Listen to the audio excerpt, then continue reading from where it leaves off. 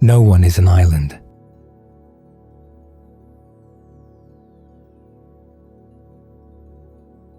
In 2023, the United States Surgeon General issued an extraordinary public warning, not about a virus, not about a drug, about loneliness.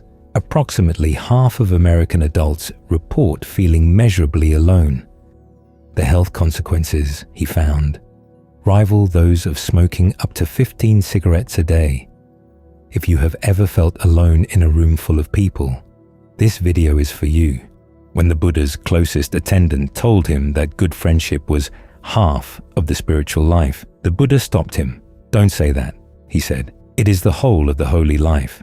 Tonight, what he meant and why a 21st century Surgeon General, armed with data about your health, is arriving at the same conclusion from the other side. Donne wrote, "No man is an island." He was using a metaphor. The Buddha was making a metaphysical claim. Tonight, what it means to say the isolated self was never as separate as it felt, and why that might be the most powerful answer to your loneliness anyone has offered. Chapter 1. The Epidemic. Vivek Murthy was born in Huddersfield, England in 1977 to Indian immigrant parents. He was raised in Miami. He went to Harvard for his undergraduate degree, then to Yale for his MD and MBA. He has said publicly that he struggled with loneliness as a child, bullied by his own description for looking and sounding different. In 2014, he became the 19th Surgeon General of the United States, appointed by Barack Obama. In 2021, he became the 21st, appointed by Joe Biden. He is, in other words, not a man given to hyperbole. In 2020, before his second term, he published a book called Together, The Healing Power of Human Connection. It opens with the story of a man he calls James, a lottery winner who quit his job, left his small community, and watched his health collapse within a few years. He had everything the culture told him to want. He had no one to share it with. Murthy's interest in loneliness, in other words, was not abstract. In May 2023, with the second term well underway, he did something unusual. He issued a formal advisory, an extraordinary public warning, not about a pathogen, not about a controlled substance, about human disconnection. The document was called Our Epidemic of Loneliness and Isolation. It stated, in plain language, that approximately half of American adults report experiencing measurable loneliness, that the prevalence had been rising for 2 decades, with COVID accelerating an already underway trend, and that this was not, in the Surgeon General's framing, a personal misfortune. It was a public health crisis. The numbers he cited are worth pausing on. The advisory drew on research comparing the mortality impact of loneliness to smoking up to 15 cigarettes a day, a figure that traces back to a 2010 meta-analysis of more than 300,000 people. Some later analyses have suggested the comparison may be overstated. The honest answer is somewhere in that range. But even at the lower bound, the numbers are striking. Loneliness is associated with a 29% higher risk of heart disease, a 32% higher risk of stroke, and among older adults, studies have found between 28 and 50% higher risk of dementia in those who are socially isolated. A range wide enough to be honest and narrow enough to be alarming. These are not soft numbers. These are the kind of numbers that, if attached to a virus, would close schools. Murthy's framework, in the book, breaks human connection into 3 layers. The innermost layer is intimate connection. The confidant, the partner, the small handful of people, perhaps 5 at most, who know you at depth. The middle layer is relational connection, quality friendships, the 15 to 50 people who form the texture of a social life. The outermost layer is collective connection, community, shared purpose, the 150 or so whose lives intersect with yours through work, neighborhood, faith, civic life. You can have many in one layer and almost none in another. Loneliness, in Murthy's analysis, is what happens when one of the three runs dry, and it does not matter much which one. The system needs all three. There is one finding from the most recent AARP survey, published in 2025, that deserves your attention if you are part of the audience this channel tends to reach. For decades, researchers assumed that women, on average, reported more loneliness than men. The 2025 data shows a reversal. 42% of men aged 45 and older now report feeling lonely. The figure for women is 37. For a long time, we assumed men were protected by marriage, by work, by the structures of adult life. The data says otherwise. If you are a man in this stage of life, statistically, you are now more likely to feel alone than the woman in the seat next to you. That is new, and it is worth saying out loud. There is another assumption worth correcting. The common belief is that older adults are the loneliest segment of the population. The data says otherwise. The peak in the AARP survey falls among adults aged 45 to 49. 49% report loneliness. The figures decline through the 60s and 70s. What changes as we age is not the prevalence. It is the nature of the loneliness. Older adults who are lonely tend to be lonely for structural reasons. Retirement removes a daily social architecture. Widowhood removes the closest person in the room. Adult children live somewhere else. Mobility narrows the radius of where you can go. A generation that built relationships before the digital age now navigates a world that has moved online without them. The loneliness that arrives in later life is less common, but more chronic. It is the kind of loneliness that is baked into the architecture of later life, and it is harder to walk out of. Before we go further, 3 words need to be separated. Murthy himself is careful with this. We should be too. Loneliness is subjective. It is what it feels like from the inside when the connection you have does not match the connection you need. You can feel lonely in a marriage of 40 years. You can feel lonely in a room full of people who know your name. Loneliness is the gap between what you have and what you need, and that gap lives inside you. Isolation is structural. It is countable. Do you live alone? Do you have someone you could call at 3 in the morning? Did you speak to another person today? Isolation is the architecture of your life, measured from the outside. Solitude is something else entirely. Solitude is being alone, by choice, on your own terms, with your own attention. Research published by Nguyen and colleagues in 2018 showed that even 15 minutes of solitude produces measurable emotional deactivation. Anxiety drops, anger drops, calm rises. But the key variable in the study was autonomy. Solitude that you choose lowers arousal. Isolation imposed on you does not. The Buddha understood this distinction perfectly and gave it a name. Paviveka, chosen solitude, sought solitude. The kind you walk into, not the kind you wake up inside. SN 35.63. The forest tradition he founded exists for a reason. He himself withdrew again and again to practice alone. Buddhism is not against being alone. What Buddhism distinguishes clearly and from the very beginning is chosen solitude from involuntary isolation. The same hour alone can be either, depending on whether you chose it, depending on how the mind meets it. Hold that distinction, because everything that follows depends on it. Murthy has given us the diagnosis. He has given us the numbers and the framework. What he has not yet given us, what no public health document can give, is why human beings turned out to be the kind of creatures for whom isolation is a wound.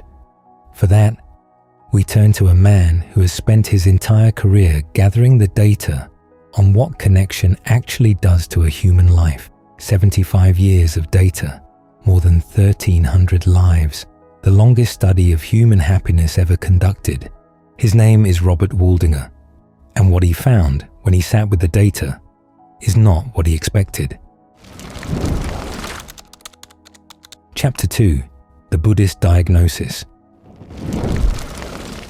The Harvard study of adult development began in 1938. It was meant to follow 268 Harvard sophomores into their adult lives, to see, with a precision unusual for the time, what actually predicts a good life. It was not, originally, a study of relationships. The researchers tracked everything they could measure: cholesterol levels, blood pressure, career trajectories, drinking habits, family income, genetic markers, when those became available. By the time the study expanded to include men from disadvantaged Boston neighborhoods, then their wives and children, it had become the longest continuous study of human happiness ever conducted. 75 years, more than 1,300 lives. Robert Waldinger is the fourth person to direct it. He is a psychiatrist, a professor at Harvard Medical School. In 2015, he gave a TED Talk summarizing the findings to that point. It has now been viewed more than 40 million times. The reason it traveled so far is not that the conclusion was complicated. The reason it traveled so far is that the conclusion was simple, and the data behind it was overwhelming. When the researchers gathered together everything they knew about the participants at age 50, every blood test, every career milestone, every social measure, it was not their middle-age cholesterol levels that predicted how they were going to grow old. It was how satisfied they were in their relationships. That was the strongest predictor. Stronger than social class, stronger than IQ, stronger than genes. The people who were most satisfied with their relationships at 50 were the healthiest at 80, by a wide margin. Waldinger has said more than once that the research team did not believe their own data at first. They went back through it. They checked the controls. They expected the relationship variable to weaken when other variables were adjusted for. It did not weaken. It got stronger. Two corollaries deserve attention. The first, it was not the number of relationships that mattered. It was the quality. A small number of relationships at depth predicted health and happiness more reliably than a wide social circle of acquaintances. You can have 500 people in your phone and feel utterly alone. You can have 3 people you would call at 3 a.m. and feel known. The data, in this respect, is unambiguous. Quality over quantity. Always. The second corollary, you can be in a relationship and still be lonely. Waldinger has put it this way: you can be lonely in a crowd, and you can be lonely in a marriage. Connection, in his framing, is not measured by proximity. It is measured by whether the other person can see who you actually are. Marriages where 2 people coexist without that, without being truly known, produce loneliness in both. And the health consequences are no different from the loneliness of someone who lives entirely alone.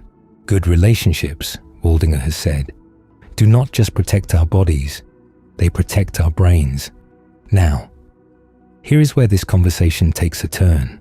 Robert Waldinger, the man who has spent his career documenting what 75 years of data say about human happiness, is also a Zen priest. He has trained in Buddhist practice for decades. He teaches at a meditation center near Boston, and he describes this not as a contradiction with his scientific work, but as a convergence. The data and the practice, he has said, pointed at the same thing. He arrived at the meditation hall and at the laboratory by different routes, and the 2 routes led to the same conclusion. the deepest predictor of a life well lived is the quality of your connections to other people. This is not a coincidence we need to make an argument about. It is simply worth noticing. The most rigorous longitudinal study of human happiness in history, and one of the oldest contemplative traditions on earth, are looking at the same human being, asking the same fundamental question, and arriving at the same answer from different directions, which means it is now safe to turn, with care, to what the Buddha actually said about this. There is a passage in the Samyutta Nikaya, the collection of connected discourses, that is unusually direct, SN 45.2. The Buddha is speaking with Ananda, his cousin, his closest disciple, the man who served as his personal attendant for the last 25 years of his life. Ananda has been thinking.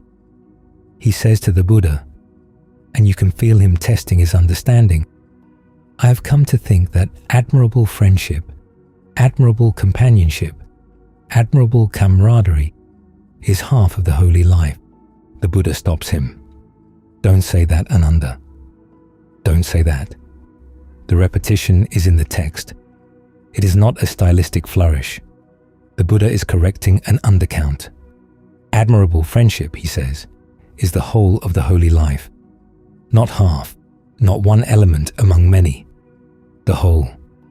When a monk has admirable people as friends, companions, and comrades, he can be expected to develop and pursue the noble eightfold path. Every limb of it, every practice the tradition holds as essential, and then a sentence that should stop anyone who reads it carefully. The Buddha includes himself in this principle. It is in dependence on me as an admirable friend, he says, that beings subject to birth have gained release from birth. The Buddha himself, in his own self-understanding, is functioning as a kalyana mitta, an admirable friend to those around him. The path does not unfold because of solitary heroics. It unfolds because of a relationship. A word of precision is needed here. The Pali phrase the Buddha and Ananda are using is kalyana mittata. It is usually translated admirable friendship, and that is accurate. But in the context of the early Buddhist community, it had a specific meaning. A kalyana mitta was not just any pleasant acquaintance. It was a spiritual companion, someone who supported your practice, whose example you could trust, whose teaching you could rely on. In the strictest reading, the Buddha is making a claim about the indispensability of teachers and fellow practitioners, not about social warmth in general, but the underlying logic reaches further. The Buddha is saying, you cannot walk this path alone, not just because you need company, but because you need the friction, you need the mirror, you need the challenge of others who are also trying to see themselves clearly. Isolation is incompatible with the path. That is the claim. And it generalizes beyond the monastery to anyone trying to live a life worth living. You need other human beings, not as accessories to a complete inner life, but as the condition for one. And here is something the Buddha did that almost no one notices. He did not just teach community, he designed it. The early Buddhist sangha, the community of monastics, and over time of lay practitioners, was a deliberate architecture. The Buddha gave it a constitution. The Vinaya, the monastic code, eventually comprised more than 200 rules. Rules about how to share food, how to settle disputes, how to ordain new members, how to treat the sick, how to leave the community if you needed to. The community ate together. They recited the rules together every 2 weeks at the Uposatha observance. They held one another accountable. They built physical dwellings, viharas, and over time, monasteries that housed dozens or hundreds. When the Buddha named the 3 things in which a practitioner takes refuge, the 3 jewels, the third was not a doctrine. It was not a meditation technique. The third was the sangha, the community itself, not as a nice addition to the path, as one of the three things you stand on. Remove the sangha, and the leg of the stool is gone. This was not a sentimental gesture. The Buddha was building a structure that could hold a human life when the inner work was hard, when practice failed, when the mind turned dark, when death came. The sangha was the architecture that absorbed those moments. Murthy, 25 centuries later, is describing the same need from the data side. Human beings need collective connection.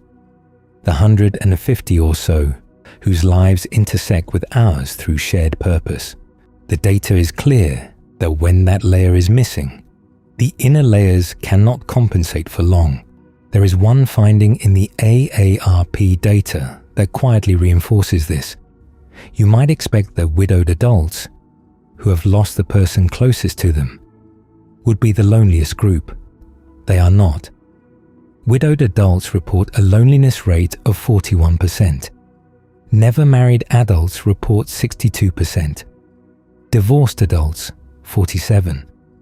The widowed, who have suffered an unambiguous loss, are less lonely than those who never built the closest connection in the first place, or those whose closest connection ended in conflict.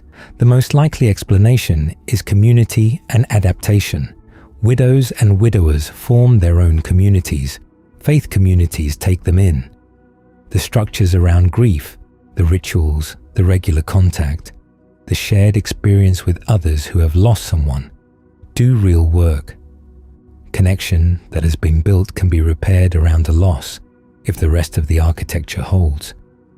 Connection that was never built has nothing to fall back on. The Buddha understood this. He built the architecture into the path. Now we have to go deeper. Public health can diagnose the epidemic. It can tell you that loneliness is widespread, that it is dangerous, that it is rising. Public health cannot diagnose the root cause. For that, the Buddhist analysis has something distinctive to offer, something Murthy himself, scrupulous about his lane, does not attempt. The Buddha's analysis runs through a principle called paticca samuppada. It is usually translated dependent origination or dependent arising. It is the principle that nothing arises by itself. Every phenomenon comes into being in dependence on conditions and ceases when those conditions cease. The basic statement is almost mathematical in its compactness. SN 12.2. When this is, that is. From the arising of this comes the arising of that. When this isn't, that isn't. From the cessation of this comes the cessation of that. Dependent origination has many applications in Buddhist thought. The most famous is the 12-link chain that maps how craving leads to suffering. We will not take that path tonight. This channel has explored it before. The application that matters for tonight is the one the Buddha himself emphasized when people asked him about the nature of the self. In the Kaccanagotta Sutta, SN 12.15, the Buddha is asked about right view. His answer is striking. When one sees the origination of the world as it actually is, meaning when one sees that everything arises from conditions and ceases when conditions cease, the notion of non-existence with reference to the world does not occur to one. And the notion of existence, he adds, does not occur either.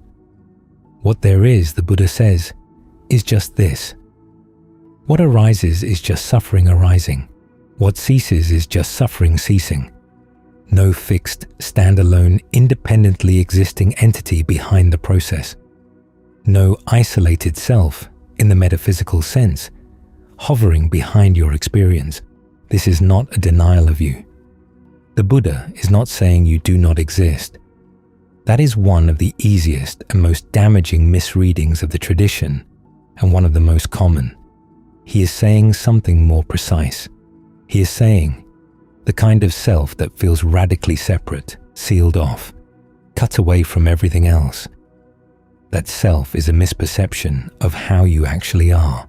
In the early Buddhist analysis of the path, this misperception has a name: Sakkaya Ditthi.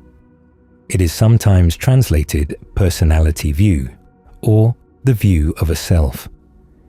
It is listed as the first of the 10 fetters, the first of the bonds that have to be loosened before a practitioner can make any real progress.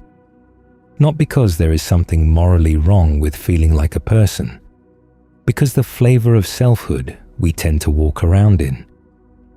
The sense of being a sealed, isolated point of consciousness behind the eyes, looking out at a world of other equally sealed points, is not accurate to what is actually happening. The walled-off self that aches to reconnect was never as isolated as it felt. A wave is not separate from the ocean. We talk about a wave as if it were. We point at it, name it, watch it move, say it is over there. But the wave is the ocean, in that shape, for that moment. Take the ocean away, the wave has no existence. The wave is not an independently existing thing that belongs to the ocean. The wave is the ocean, briefly arranged. A word is not separate from its language. The word island is meaningful only because of every other English word that defines it by contrast, by what it is and what it is not. Strip away the language, and the word is just a sound. The word does not stand alone. It is the language, in that arrangement, in that moment. This is what the Buddha is pointing at. You are not a sealed-off island of consciousness. You are an arising. Independence on a body that is independence on food, that is independence on a planet, a sun, a galaxy. Independence on a mind that is independence on a language you did not invent, ideas you did not author, habits formed before you were old enough to choose them. Independence on every person who ever shaped a thought in you. There is no point at which you ends and world begins. The boundary that feels so absolute is, on closer inspection, porous through and through. This does not abolish loneliness as an experience. The pain is real. The brain registers it. The heart hurts.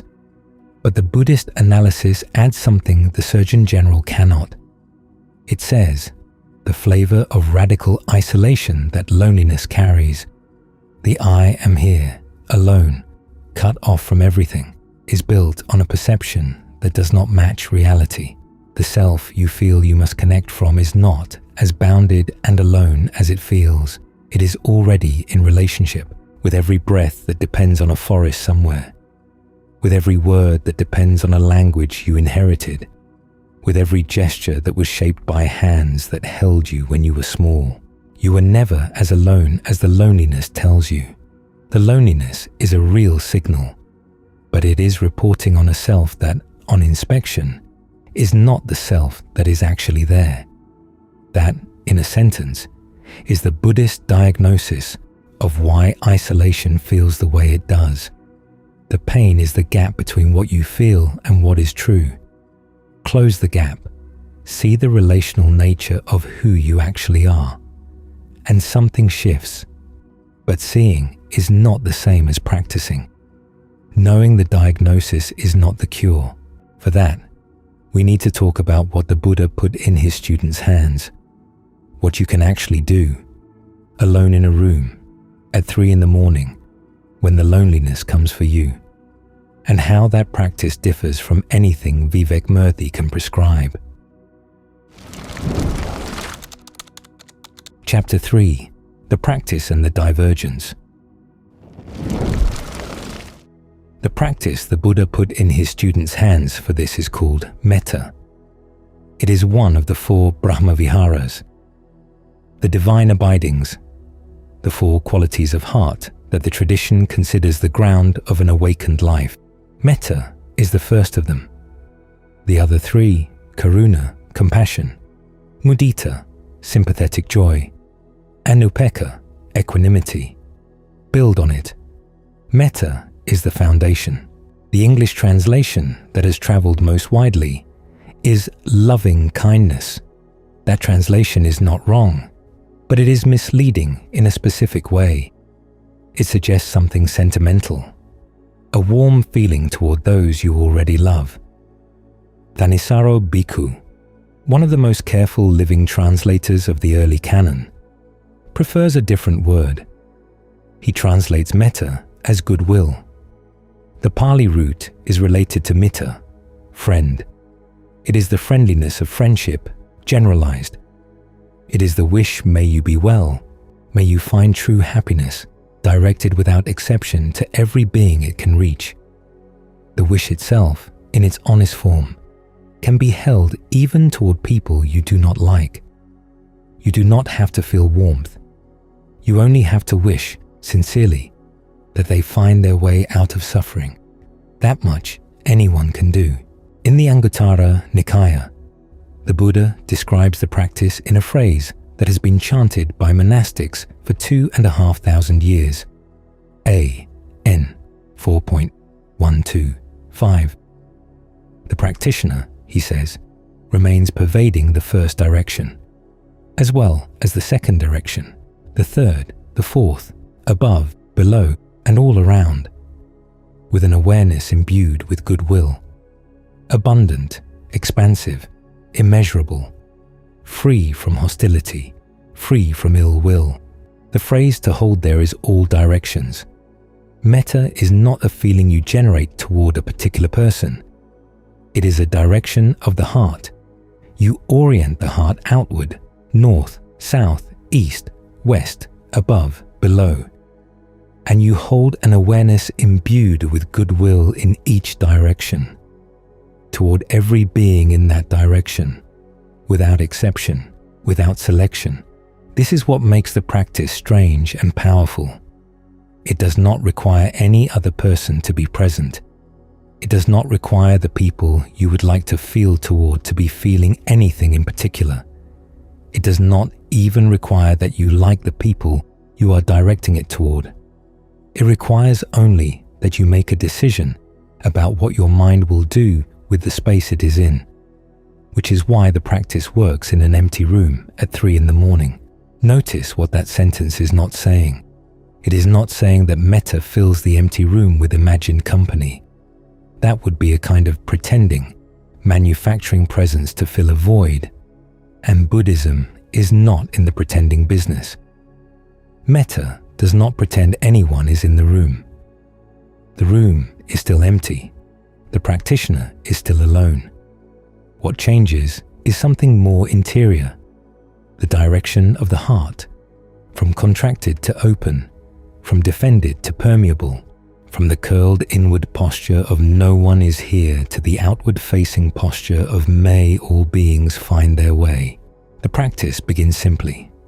You hold in mind the wish may all beings find true happiness, not just the people you love, not just the people you know, all beings, the neighbor whose name you have forgotten, the stranger on the bus, the person who hurt you in 1987, the people in the country whose news you saw yesterday, the animals in the field outside the window, all beings. You hold the wish, and you notice what happens in the chest when the field expands that far. There is, for most people, a softening, a loosening of something that had been tight. Not because the loneliness is gone. The loneliness may still be there, but the loneliness is no longer the only thing in the room. The heart has remembered that it has a direction other than inward. That is metta. That is what the Buddha put in your hands for 3 a.m. It is worth being precise about what this practice is and is not. Metta is not a substitute for community. The Buddha was clear about this. The sangha is one of the 3 things you stand on, and no inner practice replaces the need for actual people in your actual life. Metta is not a workaround for the work of building relationships. It is, instead, the inner ground from which the work of relationship building becomes possible. A heart that has practiced metta is a heart that is steadier in friendship, more forgiving, less easily injured, less prone to take small slights as evidence of being unloved. The practice does not replace community. It makes you a better friend within it. It makes you, in the Buddha's own term, more capable of being a kalyana mitta, an admirable friend, to the people you have. Now we can name the divergence between Vivek Murthy and the Buddha. Murthy's framework is sound. The diagnosis is rigorous. The prescription: build the 3 layers of connection, prioritize quality, give it time, is wise advice supported by 75 years of Harvard data and a Surgeon General's office full of public health expertise. Anyone who follows that prescription seriously and persistently will likely live longer and feel better. The framework is correct. It is also incomplete. The Buddhist tradition offers 3 things Murthy's framework cannot offer. Not because his framework is poorly built, but because public health is not in the business of offering them. The first is an ontological diagnosis. Murthy can tell you that loneliness is widespread and dangerous. The Buddha tells you why human beings are vulnerable to it in the first place. The misperception of the self as a sealed island, Sakkaya Ditthi, is the deeper layer beneath the public health crisis. Address only the surface, and the surface will keep producing the same symptom. Address the perception, and something shifts that no amount of additional social contact will quite reach. The second is an inner practice that works without other people. Murthy's prescription requires others. Build the 3 layers, reach out, show up. All of which is good, and all of which can be impossible at 3 in the morning when the others are asleep or gone, or not yours to call. Metta does not require anyone else. It is the practice you can do alone in the room. It is portable. It is available. It is the resource the Buddha put in your hands precisely because he knew that there would be moments and lifetimes when the architecture of community would not be enough. The third is a way of holding connection that does not produce a second wound when connection ends. And this is the deepest thing. Murthy can tell you to invest in relationships. The Buddha tells you how to invest in them without being destroyed when they end. Because relationships, all of them, end by distance, by drift, by death. The question is not whether you will lose the people you love. The question is whether the loss, when it comes, will be the wound it has to be, or whether it will be the wound it has to be, plus the additional wound of believing you were supposed to hold on forever. That third gift is what we turn to last. He can tell you what connection does for your health. Buddhism can tell you why you were lonely to begin with, and how to hold connection so that even its eventual loss does not break you. Close, the raft. There is a story the Buddha told. It comes from a discourse called the Alagadupama Sutta, MN 22. A man arrives at the bank of a great river. The near side is dangerous. The far side is safe. There is no bridge, no boat, no ferry. So the man does what a practical person does. He gathers grass, twigs, branches, leaves. He binds them into a raft. He pushes off, and with the strength of his hands and feet, he crosses. He reaches the far shore. He is safe. Then the Buddha asks, would it be wise for this man, having crossed, to lift the raft onto his head and carry it with him wherever he goes next? The monks, of course, say no, of course not.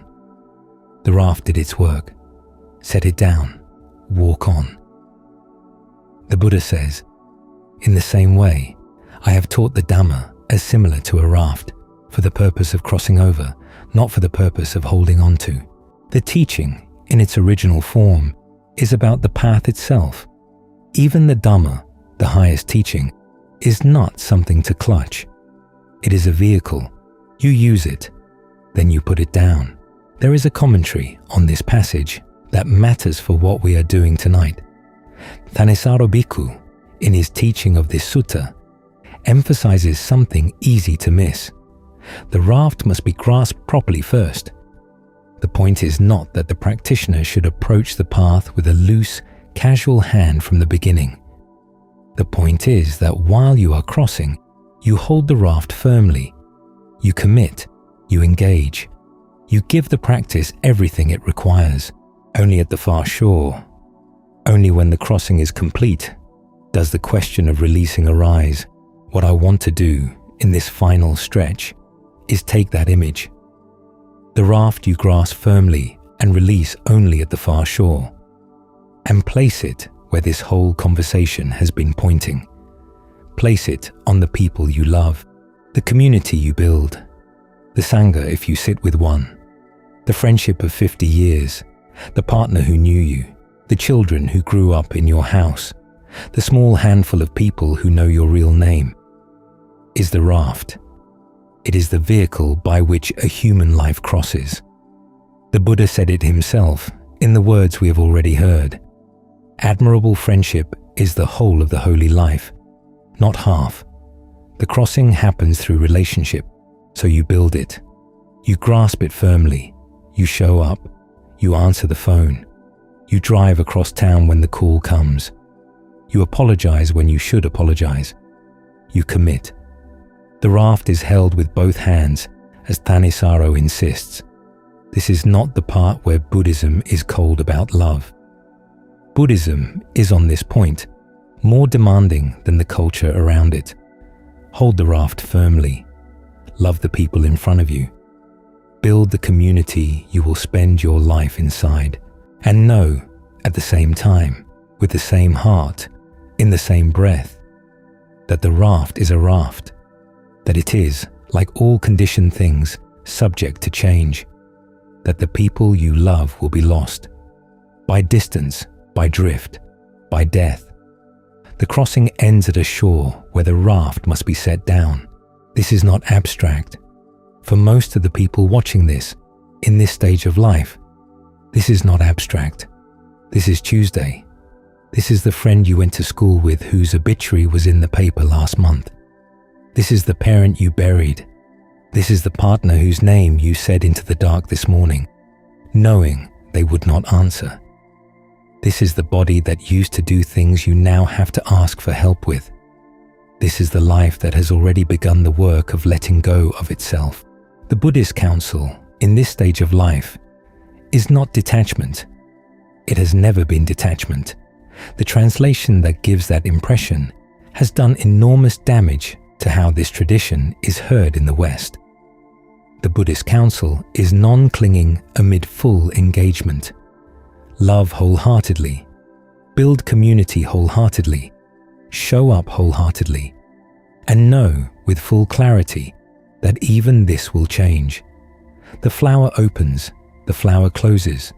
The wave rises, the wave falls. The conversation begins, the conversation ends. The person arrives, the person departs. These are not separate truths. They are the same truth, seen from one side and then the other. And here is the gift in this. The gift no public health advisory can put in your hands. The second part of that truth, knowing the impermanence, is not a warning against the first. It is protection for the first, because the wound of loss, when it comes, has two layers. The first layer is the loss itself, the empty chair, the missed voice, the absent shoulder. That wound is real. That wound is the price of love, and it is a price worth paying. But there is a second layer that comes only if we have been holding the relationship as if it were not a raft. The second wound is the grief that comes not just from losing the person, but from the belief that we were supposed to hold on forever. The disorientation that says, this should not have happened. The protest of a self that signed up for a deal that was never on offer. Buddhism does not exempt anyone from the first wound. It cannot. The first wound is what loving costs. What Buddhism offers is something quieter and more practical. It offers a way of holding connection that does not produce the second wound. It says, love this person fully, build this community fully, hold this raft firmly, and know in the same heart, in the same breath, that it is a raft, that you will set it down, that this is not a betrayal of love. This is what love looks like when it is held by someone who has seen what is actually true. That is what the Buddha put in your hands for the moment when the call comes. For the obituary, for the empty chair, he did not give you a way to avoid the loss. He gave you a way to meet it without it being the additional wound of a self that was supposed to last forever. So we end where we began, with a Surgeon General and a man at the foot of a tree 2,500 years apart, looking at the same human being, asking the same fundamental question, and arriving at the same answer. Vivek Murthy issued his warning. The data is real. The epidemic is real. The half of American adults reporting measurable loneliness is real. The cardiovascular risk, the dementia risk, the years of life lost, all of it is real. His prescription is correct as far as a public health prescription can go. Build the 3 layers, invest in quality, show up. And the Buddha, 25 centuries before any of that data could be gathered, said it more directly than any modern document has managed. Admirable friendship is the whole of the holy life. Not half, not one factor among many, the whole. The path you are trying to walk is constituted by the people around you. There is no other crossing. Murthy's answer, build more connection. The Buddha's answer, build more connection. And know that you can never hold on to it. Both answers are necessary. Each is incomplete without the other. Build the community you will spend your life inside. Commit to it fully. Practice together. Show up. And hold it lightly. Not because connection does not matter, because it matters too much to be held in a way that breaks you when it changes. Love it as the raft it is. Cross what you came here to cross, and when the time comes, set it down with a hand that has held it firmly. No man is an island. The Surgeon General put it in numbers. The Buddha put it in metaphysics. The data and the practice arrived by different routes at the same place. They were both right. They were both pointing at you. The room is not empty. The walled-off self you ache to reconnect was never as alone as the loneliness told you. The crossing happens through the people in your life. Hold them firmly. Know they will change. And, in the meantime, until the meantime ends, let the wish that has lived in you since the day you were born come fully into the room. May all beings find true happiness, including you.